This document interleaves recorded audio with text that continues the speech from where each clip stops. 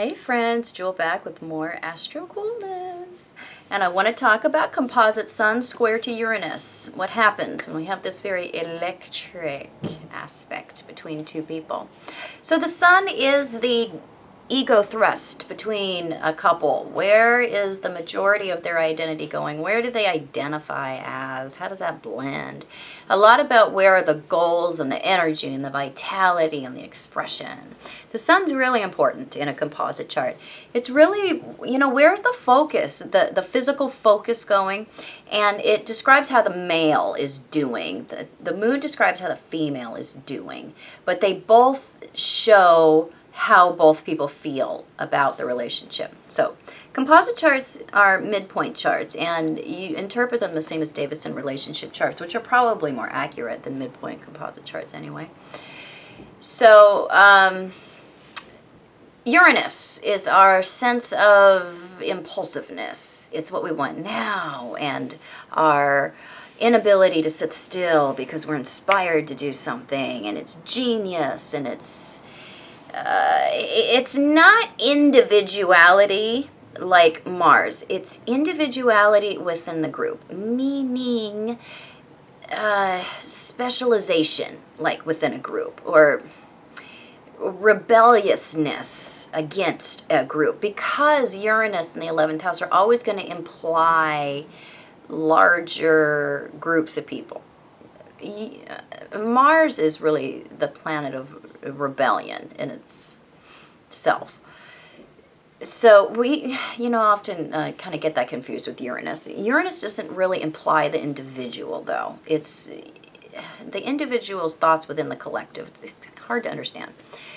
So it's our knee-jerk reactions are very much Uranus, and our ideas that have to do with our hopes and our dreams.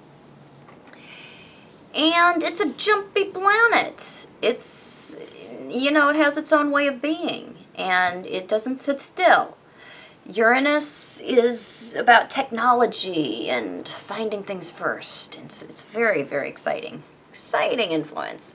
So when we have these two meeting in a square in a composite chart, the responses and the impulses between the two people come up very, very quickly. We trigger each other rapidly and trigger each other to action, and often defensiveness as well, because we have the egos between two people in an aspect of tenseness, right? Tenseness. I don't think that's a word, but we're going to use it anyway. So when we have this particular square going on, the tenseness that results is reactivity. It results in reactivity. So really, we're inspiring each other to greater freedom is what we're actually learning from each other. That's the deeper layer to this aspect. It's not usually present in traditional functioning marriage type of composite charts.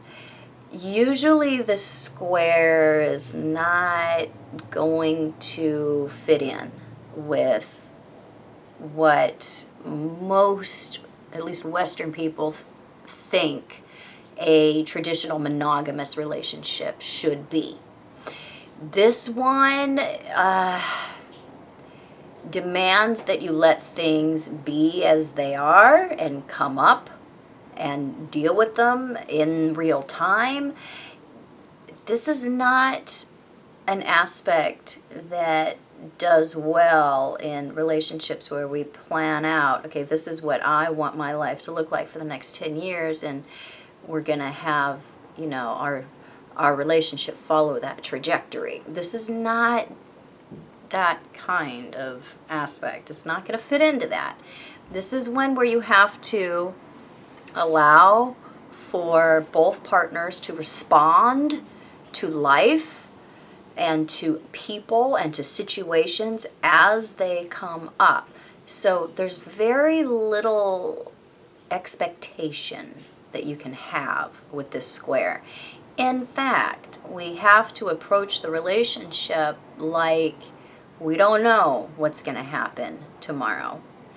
We just know that we have today, and we are going to enjoy each other to the max, excuse me, for today. Usually, people don't enjoy that in a committed, traditional relationship. You do see this square in open relationships. You do see the square in unconventional relationships. It's not really that common in homosexual relationships. It doesn't imply in itself homosexuality.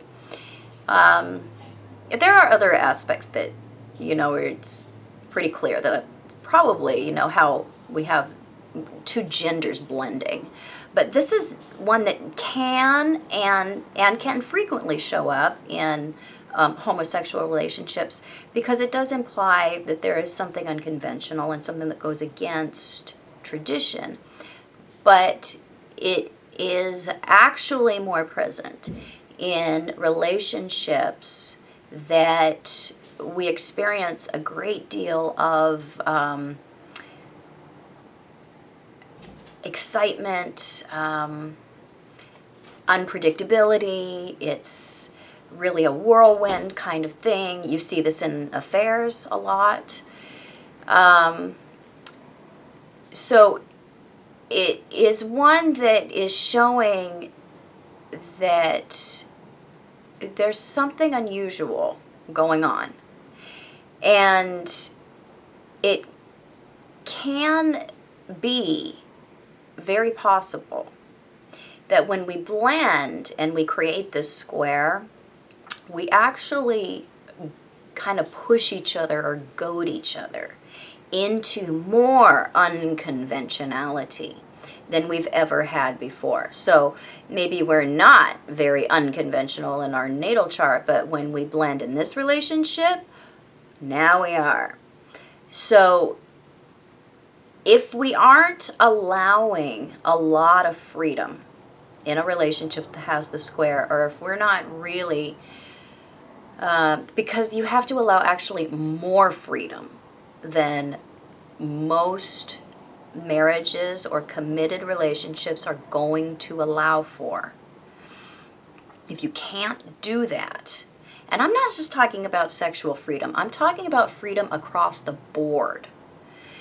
If you can't let each other experience and act out on your impulses as they come up, what happens is that one of you is driven to act out in the relationship. It could be both of you, but it's usually one person.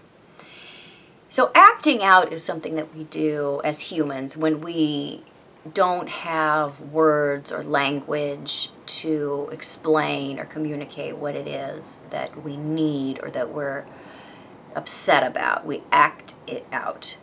And this square causes that in a very, very serious way. If we are not allowing for acting out. So there's unhealthy acting out that results from not allowing each other to act out in a healthy way. So I guess I'm talking about two different forms of acting out. There's negative acting out, and there's just the normal Uranian acting out, which is something's come up, I want something, I want to do something, I want to spend money on this, or I've changed my mind and I want to quit this and I want to pursue this. If we're not allowing for that kind, then we get the negative. Well, you're not hearing me, you're not understanding me, so I'm going to act out in this way. So it's a really interesting square to have. There is going to be instability in the relationship as a result of it. And it's because of the way that we trigger each other so quickly. We trigger each other's impulses. We trigger each other's egos. So we want to allow for maximum freedom within the relationship. And what this does is that it keeps the tension from building. Because there can be a feeling of the other person's identity or ego structure being a hindrance to what we need, to experience in the moment, or a hindrance to our own enjoying of our own impulses. So it's, again, not generally found in functioning traditional composite charts.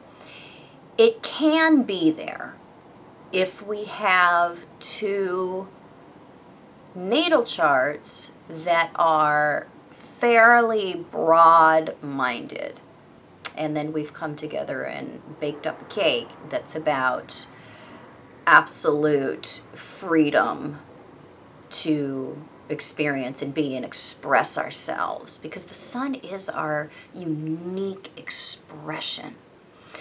So we're actually unconsciously pushing each other towards further development of that unique expression, even through the negative